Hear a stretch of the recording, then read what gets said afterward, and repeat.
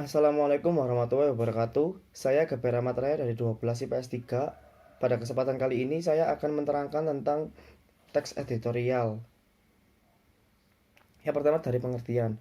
Pengertian teks editorial adalah sebuah artikel dalam surat kabar yang merupakan pendapat atau pandangan redaksi terhadap suatu peristiwa yang aktual atau sedang hangat diperbincangkan. Isu atau masalah aktual itu dapat berupa masalah politik, sosial maupun ekonomi.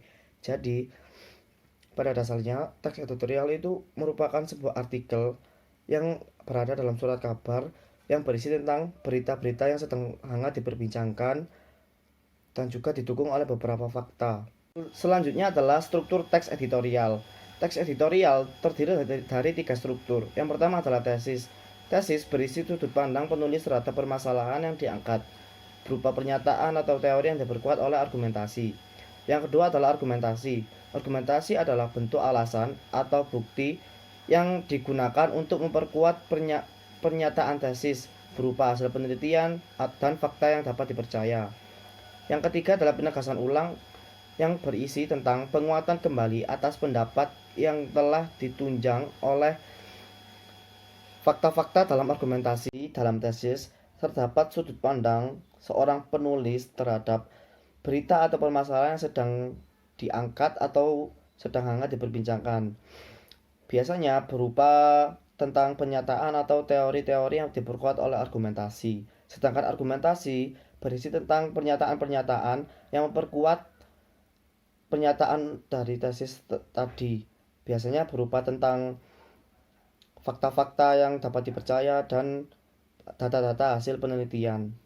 Dan pada penegasan ulang terdiri dari pernyataan yang menegaskan kembali argumentasi supaya lebih jelas dan dapat dipercaya. Selanjutnya adalah jenis-jenis teks editorial. Teks editorial terbagi menjadi tiga jenis. Yang pertama adalah interpretatif editorial yang bertujuan menjelaskan isu dengan menyajikan fakta.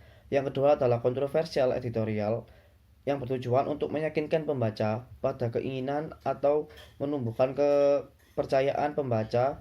Dalam editorial ini biasanya pendapat yang berlawanan akan digambarkan lebih buruk.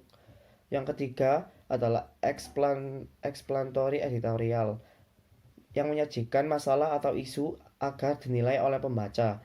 Biasanya bertujuan untuk mengidentifikasi suatu masalah dan membuka mata masyarakat untuk memperhatikan suatu isu. Teks editorial ini terbagi menjadi tiga jenis. Yang pertama adalah interpretatif editorial. Pada editorial ini, penulis akan menyajikan suatu isu atau masalah yang akan diperkuat oleh beberapa fakta.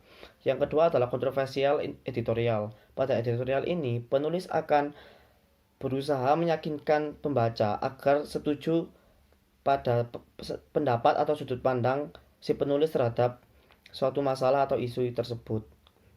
Yang ketiga adalah explanatory editorial. Pada editorial ini, penulis akan menyajikan suatu masalah atau isu yang akan dinilai sendiri oleh si pembaca.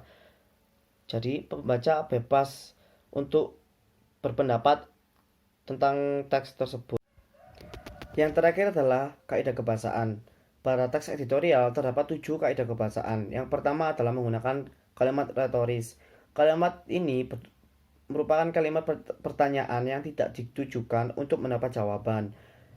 Yang kedua, menggunakan kata-kata populer yang bertujuan untuk memudahkan pembaca memahami isi teks editorial dan untuk membuat pembaca merasa rileks meskipun membaca masalah serius yang dipenuhi dengan tanggapan kritis.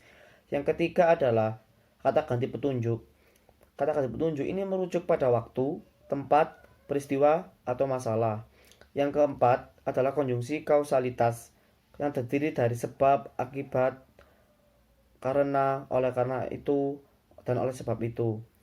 Yang kelima adalah verba material. Verba material ini menunjukkan perbuatan fisik atau peristiwa. Yang keenam, verba rasional, yaitu verba yang menunjukkan hubungan intensitas. Yang ketujuh adalah verba mental, yaitu verba yang menunjukkan persepsi, afeksi, dan kognisi. Sekian dari saya. Wassalamualaikum warahmatullahi wabarakatuh.